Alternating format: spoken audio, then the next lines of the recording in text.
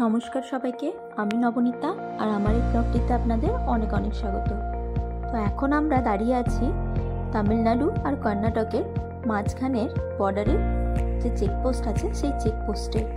কারণ আমরা এখন যাচ্ছি কর্ণাটক থেকে তামিলনাড়ু, মাইসোর থেকে মাসিনাগুড়ি।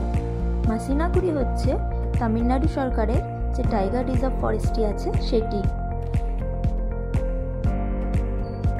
মাসিনাগুড়ি হলো মধুমালাই ন্যাশনাল পার্কের একটি অংশ।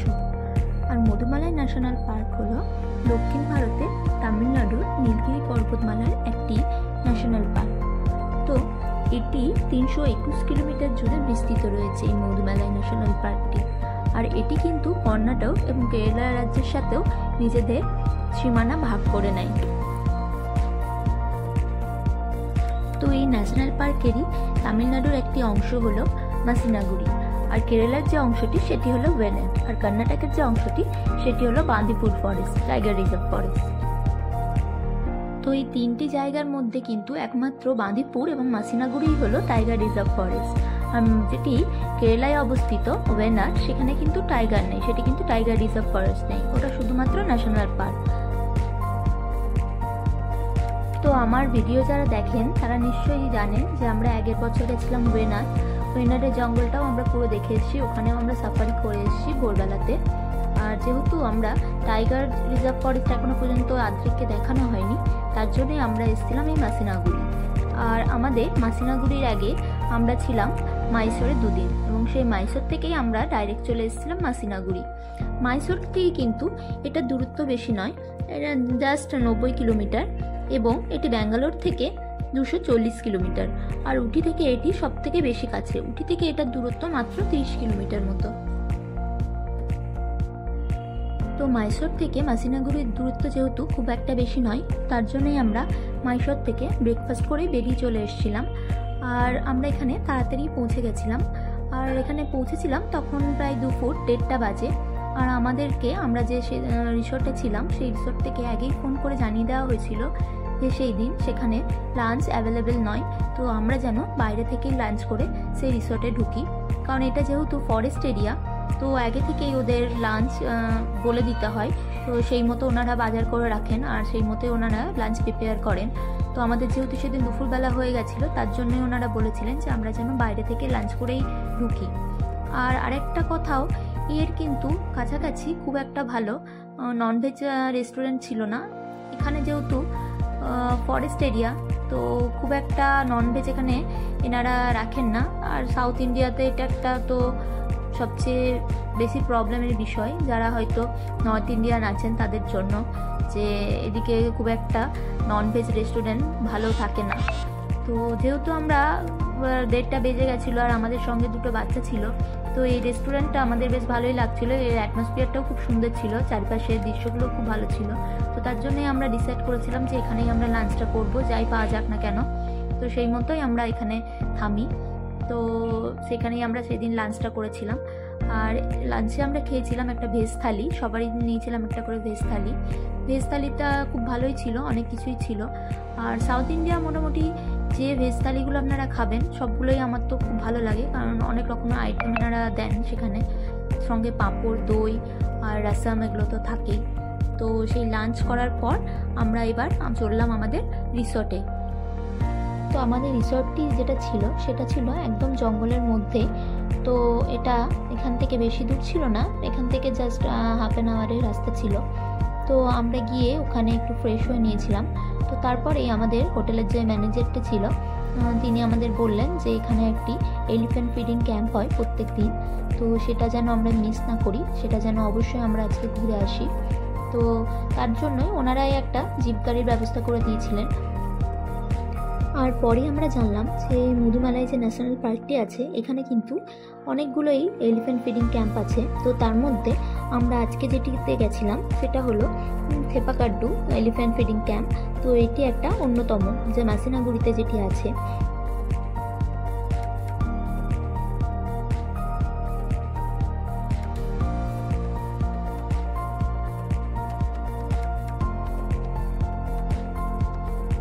তো আমরা এখন যে রাস্তা দিয়ে যাচ্ছি ওটা কিন্তু পুরোটাই যে টাইগার রিজার্ভ ফরেস্টে আছে সেই টাইগার রিজার্ভ ফরেস্টেরই অংশ।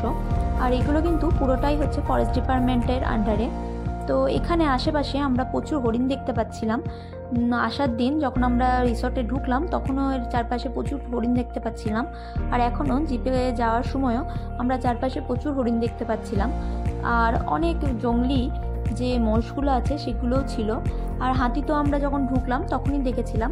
তো পরে আমরা জানলাম সেই হাতিগুলোই হলো এখন আমরা যে ফিডিং ক্যাম্পে যাচ্ছি ওই ফিডিং ক্যাম্পের হাতিগুলো। ওগুলো ফরেস্ট ডিপার্টমেন্ট যে লোকেরা আছে ওনারা ওগুলোকে ইউজ করেন। আর এখানে কিন্তু মোট 28টি হাতি আছে, তার মধ্যে 2টো হাতি বাচ্চা হাতি। আর এই হাতিগুলো কিন্তু মেনলি ইকো ট্যুরিজম আর শিক্ষণীয় কোনো কাজে বা এই ফরেস্ট ডিপার্টমেন্টের কাজে ইউজ হয়। এগুলো কিন্তু কোনো ওয়াইল্ড হাতি না, এরা রীতিমতো এগুলোকে পোষ মানিয়েছেন। আর এগুলো শুধুমাত্র যে এখানে ফরেস্ট ডিপার্টমেন্ট আছে ওনারা এই হাতিগুলো ইউজ করেন।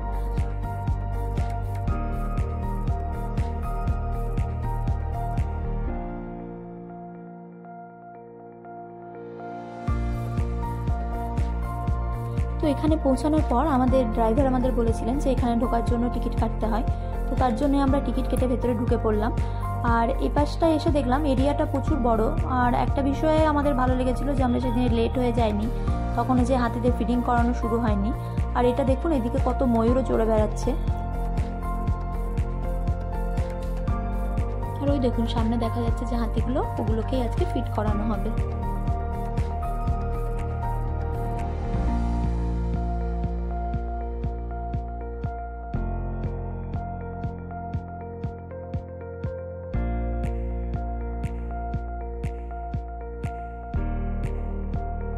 আমরা যখন পৌঁছালাম তখনও যেহেতু হাতিদের ফিট করানো শুরু হয়নি, তো তার জন্য দেখলাম অনেকে সেখানে বসেও পড়েছিলেন, অনেকে ছবি টবিও তুলছিলেন, আবার অনেকে এরিয়াটা ঘুরেও দেখছিলেন।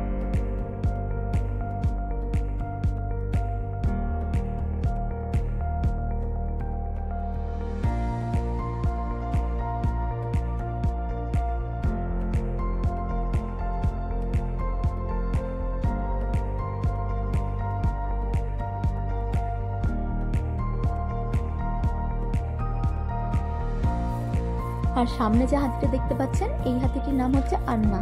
তো এই হাতিটি আলাদাভাবে রাইট সাইডে রাখা ছিল আলাদা করে, আর বাকি হাতিগুলো কিন্তু এক জায়গাতেই ছিল। তো এটিকে কেন আলাদাভাবে রাখা হয়েছিল তার কারণ আমরা জানি না। তো ওনাদেরকে জিজ্ঞেস করা হলো, তো ওনারা বললেন একে এখানেই ফিট করানো হবে, আর বাকিদেরকে ওই একটা জায়গায় যেখানে সব হাতিগুলো রাখা হয়েছে সেখানেই তাদেরকে ফিট করানো হবে। আর এই আন্না হাতিটি যেখানে রাখা ছিল তার পাশেই যে ঘরটি ছিল সেটি হলো হাতিরা সেদিন যে খাবারগুলি খাবে সেই খাবারগুলি রাখার ঘর। তো সুন্দরভাবে সেই খাবারগুলি ওনারা সাজিয়ে রেখে দিয়েছিলেন। এই যে সামনে দেখছেন এক একটা নাম লেখা আছে নেম প্লেটে, যেমন আন্না, কামাচি, মামা। এগুলো কিন্তু কোনো মানুষের নাম না, এগুলো সবগুলোই হলো এক একটা হাতির নাম। আর দেখুন তাদের পেছনেই রাখা আছে তাদের খাবারগুলি। সেদিন সেই খাবারগুলি যারা খাবে সেই খাবারগুলি ওনারা সুন্দরভাবে তাদের নামের পেছনে রেখে দিয়েছেন।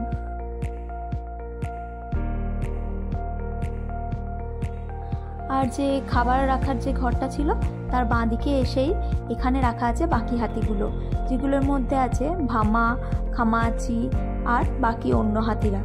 তো নামগুলো আমার সবগুলো মনে নেই, তো তার জন্যই আমি যে দুটো মনে আছে সে দুটো নামই বললাম।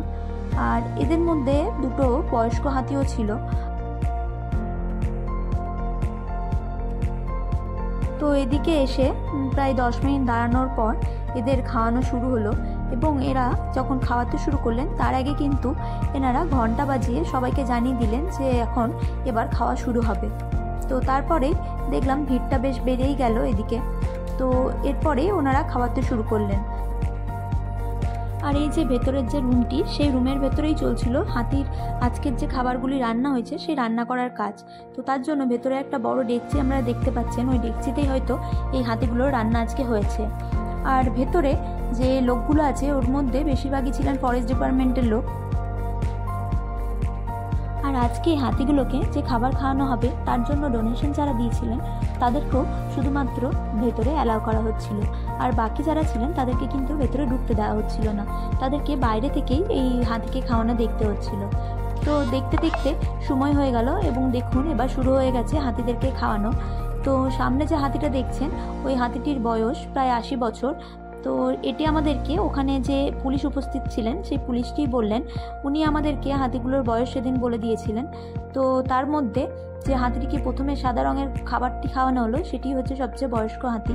তো সেদিন এই খাবারটা খেতে অস্বীকার করছিল, সে কিছুতেই সেদিন খাবার খাচ্ছিল না। তো তার জন্য পরে দেখলাম ওকে আর এই খাবারগুলো দেওয়া হলো না, ওর জন্য আখ আর ফল নিয়ে আসা হয়েছিল পরে, সেগুলোই সে খেয়েছিল সেদিন।